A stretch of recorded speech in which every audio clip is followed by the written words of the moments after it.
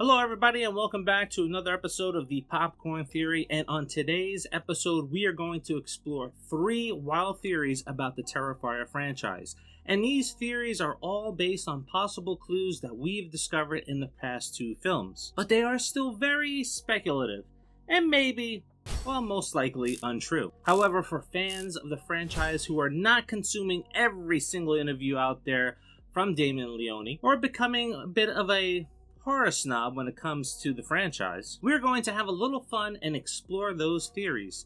After all, when it comes to being a horror fan, theories is all about just that, having fun and exploring what we can from what we've seen and how the franchise could be expanded. And maybe, just maybe, sometimes we're right. After all, no one actually believes that Kevin from Home Alone became John Kramer. It's just a fun fan theory that is out there. Now let's dive into these 3 wild theories in the Terrifier franchise that could blow your mind.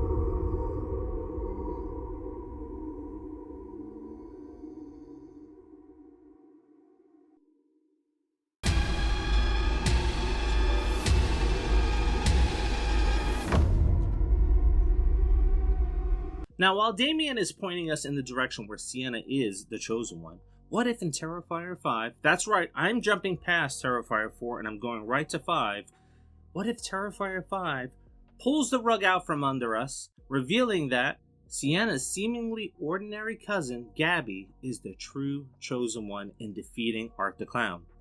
There's some interesting clues that surround this character's introduction that warrant a deeper dive.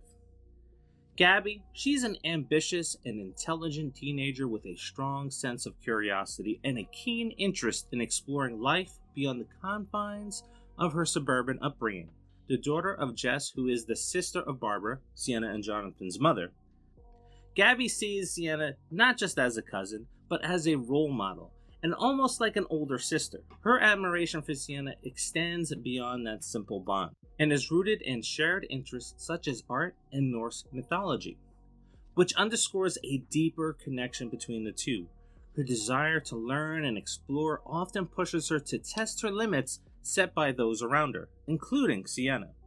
This makes Gabby a dynamic presence in the film, someone who respects boundaries but is also eager to challenge them in pursuit of understanding and adventure. As her character develops in the story, Gabby might unknowingly possess dormant powers that awaken as Art's reign of terror escalates in the next films to protect her family. In the climactic ending of Terrifier 3, we saw that Gabby was drugged into the fiery abyss.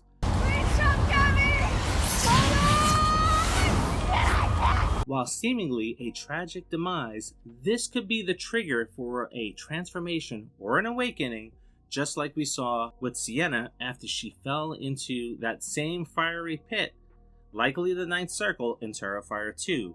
And just like her cousin, Gabby had also come in contact with the sword. Now, while Gabby is not of the same lineage of the Shaws, there are subtle clues suggesting that Gabby could be the chosen one, or the next one.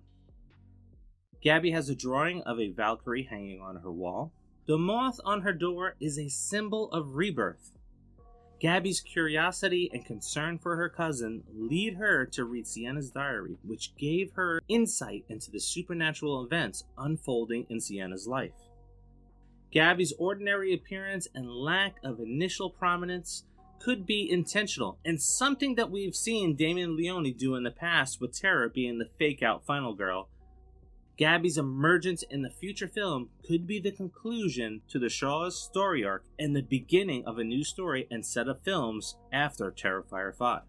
Now, something to consider with Gabby being the chosen one is Sienna's past. Now, despite her bravery and resilience, Sienna has been plagued by self-doubt and trauma. Her emotional vulnerability could be the reason why she hasn't been able to fully utilize the sword's power to unalive Art and prevent the demon from resurrecting him. If taking Art's head at the end of Terrifier 2 wasn't enough to keep him from coming back, what will it take? Throwing him in a grinding machine like Michael Myers? No, it just possibly means that Sienna may not be the true chosen one.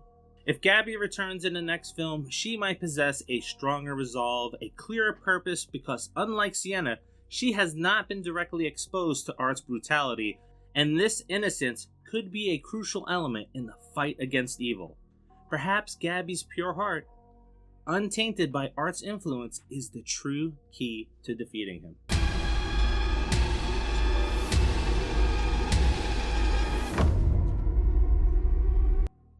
Michael is the father of Sienna and Jonathan Shore, and husband to Barbara. He is an artist who was deeply invested in his craft and has an affinity for Norse mythology, an interest that was passed down to his daughter Sienna, helping shape her artistic pursuits and interests. This connection to mythology has subtly weaved into the supernatural and symbolic elements present in the franchise. As we learned, Michael became obsessed with Art the Clown and eerie, dark imagery which began to take shape in his sketches. His drawings were not only prophetic, but also desperate warnings. The cryptic, violent images he drew were subconscious cries for help, hints at his own fate, and visual guides to prepare Sienna for what she faced. His death caused by a brain tumor left an emotional void in the family, affecting Barbara's mental health and adding a complex layer to the siblings' dynamic to navigate grief and supernatural chaos. But how did Michael become bestowed with the foresight or this curse? It's possible that he was involved in some sort of occult activities that led to an encounter with Art the Clown. Or perhaps, maybe he made a deal with the demon in order to gain power or knowledge, which could have led to a decline in his mental health, and eventually his death. Or maybe the deal was just to prolong his life with his family after being diagnosed with a brain tumor. Either way, this deal could have enlightened Michael to the supernatural forces that were not only building around him, but building around his family. A deal from Michael's soul would not only be a sinister trick by a demon, but it also would serve as a doorway that the demon needed to come into this world. After Michael's death, he would have served out a penance for his deal, which highly likely that the demon would have enslaved him in the Ninth Circle. Michael likely would have been transformed into something unrecognizable and forced into a servitude, maybe like the orc we saw in Terrifier 3, making the armor. Only maybe the armor was not for Sienna, but instead for a legion of demons that would be brought to Earth after the demon who possessed Victoria gained full strength.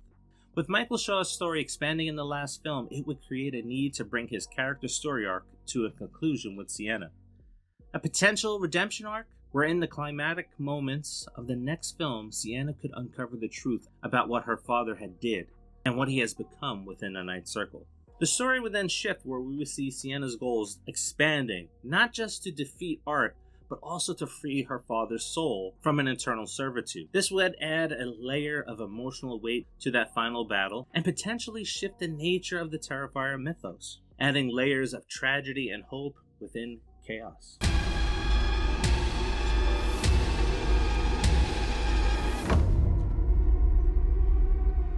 What if I had told you that Sienna and her family are already dead, existing in a liminal space between life and death, Purgatory, where they continue their battle against Art the Clown and other supernatural forces? The clues are all there in Terrifier 2, and they subtly suggest that this struggle isn't occurring in the living world, but rather in a spiritual realm where the line between life, death, and redemption blur.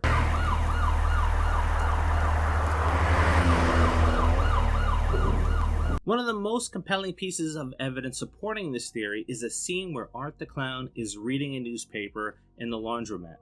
The headline that causes Art to begin laughing reads, "Head-on crash kills a family of 4."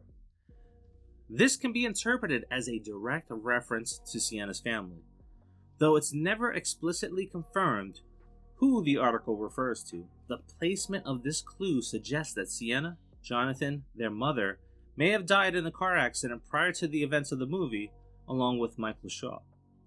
which is something that would be further hinted at later in the film when Brooke comments about Michael Shaw driving into a transformer to take his own life. He had like this giant brain tumor that, I don't know, it just made him do all this fucked up shit. And he was like seeing things, and he got really abusive towards the end, especially towards Sienna.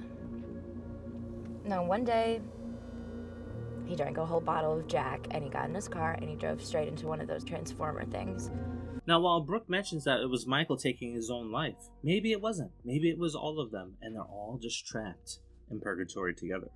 Sienna's interactions with her friends could be a manifestation of them in purgatory, or possibly the crossing of the two realms, which is why when Brooke is being attacked by Art later in Terrifier 2, Sienna hears her screams and an echo in the funhouse, just out of reach from her.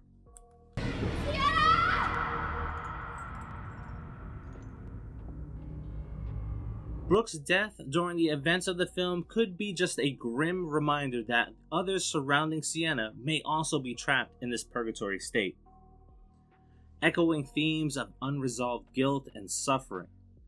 Their friendship with Sienna and their shared trauma hints at a collective struggle among those tied to the tragedy of the family's past. Another clue could be after Sienna puts on her warrior costume, the sign above her window flashes, "No escape." This could be a direct indication that she's trapped in purgatory. The costume itself, created by her father, might represent the spiritual armor meant to prepare her for her battles she will face in that realm. A fight for survival, but a battle to escape the cyclical torment of purgatory. The world that Sienna and her family navigate is filled with unexplainable supernatural occurrences, from Art's resurrection to Sienna's inexplicable dreams and visions. These could be manifestations of their existence in purgatory, where Art functions as both a tormentor and a gatekeeper. His presence could represent the sins or trauma that Sienna's family must overcome to find peace in the afterlife. And Art's actions, from taunting to outright murder, are symbolic of their ongoing punishments or trials. Now, as always, I will leave it to you to decide. Again, this is fan theories, it's all for fun, so let me know what you think of these theories. What theories do you have that may not have been explored in this video or previous videos? Let me know by dropping that in the comments, and also don't forget to drop a like, subscribe if you're not already subscribed, and if there is a fan theory in the horror universe that you would like me to explore, shoot it in the comments, or swing by Facebook and shoot me a direct message there, and I will look into making that happen. So, until the next, see ya!